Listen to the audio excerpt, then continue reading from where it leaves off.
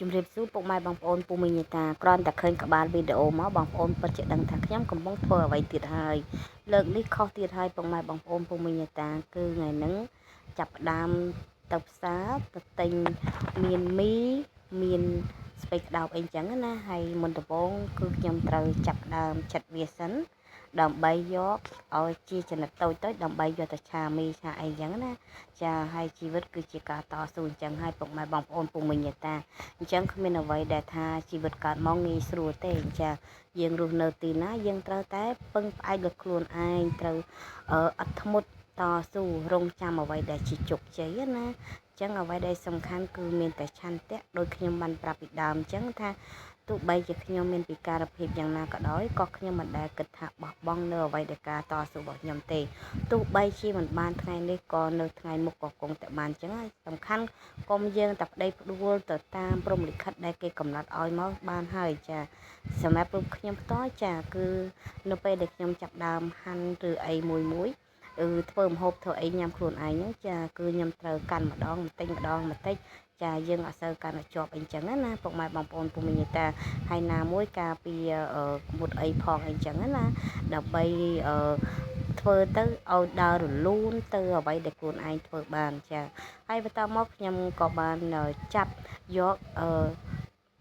ខ្ទឹមយកមកហាន់ជាចំណិតតូចជាកង់អីចឹងណាដើម្បីយកទៅដាក់ជាមួយនឹងមីរបស់ខ្ញុំហើយលើកនេះគឺខ្ញុំអត់ចង់ដាក់ខ្ទឹមទេជាដំបូងគឺខ្ញុំអត់ដាក់ខ្ទឹមដាក់អីឆាទេចាពុកម៉ែបងប្អូនចាគឺខ្ញុំយកស្លឹកវាតែម្ដងចាពុកម៉ែបងប្អូនពូមីងតា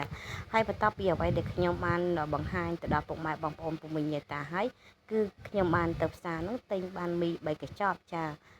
សម្រាប់ត្រទ្រង់មួយគ្រាទៀតចឹងណាពុកម៉ែបងប្អូនធ្វើមិនទេគឺយើងធ្វើអ្វីដែលយើងតាមអ្វីដែលមានលុយប៉ុន្មានយើងធ្វើប៉ុណ្ណឹងទៅពុកម៉ែបងប្អូនហើយណាមួយការចំណាយតិចតួចគឺយើងកុំចំណាយច្រើនចា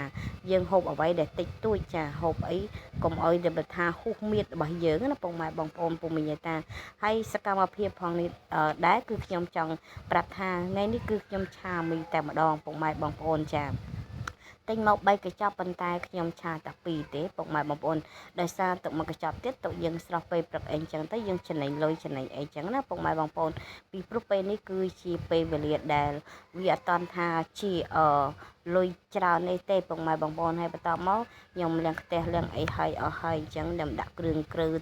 ស្ករវិជែងអំបិលអីចឹងទៅតាមអ្វីដែលចំណង់ចំណូលចិត្តអីចឹងតាមផ្អែមចឹងទៅហើយបន្តមកខ្ញុំក៏បានគូសពងទាមួយគ្រាប់ទៀតឲ្យពុកម៉ែបងប្អូនហើយពងទាមួយគ្រាប់នេះគឺខ្ញុំទិញ3-4ថ្ងៃហើយចាគឺខ្ញុំទុកតែ3គ្រាប់ទេពុកម៉ែបងប្អូនអញ្ចឹងទុក2គ្រាប់ទៀតទុកស្អែកទៀតអញ្ចឹងណាបន្តគ្នារហូតទៅដើម្បីយើងអត់មានលុយមានអីអញ្ចឹងទៅយើងផ្សាយផ្សំយើងសំសាយចាយវាផងដែរចាអ្វីដែលហូបបានយើងចេះតែហូបទៅអ្វីដែលថាហូបបានយើងកុំហូបអីអញ្ចឹងណាពុកម៉ែបងប្អូនហើយវាបូកផ្សំជាមួយនឹងការក្រៀនរបស់ខ្ញុំផងដែរចាហើយបន្តមកខ្ញុំដាក់ពងទាមួយគ្រាប់នឹងហើយមើលទៅវាថាច្បោកច្បល់ឡំលេចូលគ្នាហើយអស់ហើយអញ្ចឹងទៅខ្ញុំក៏ចាប់ផ្ដើមឈូសឆាយម្ដងទៀតលើកត្រឡប់ដើម្បីឲ្យចូលជាតិតែម្ដងពុកម៉ែបងប្អូនពុកមីង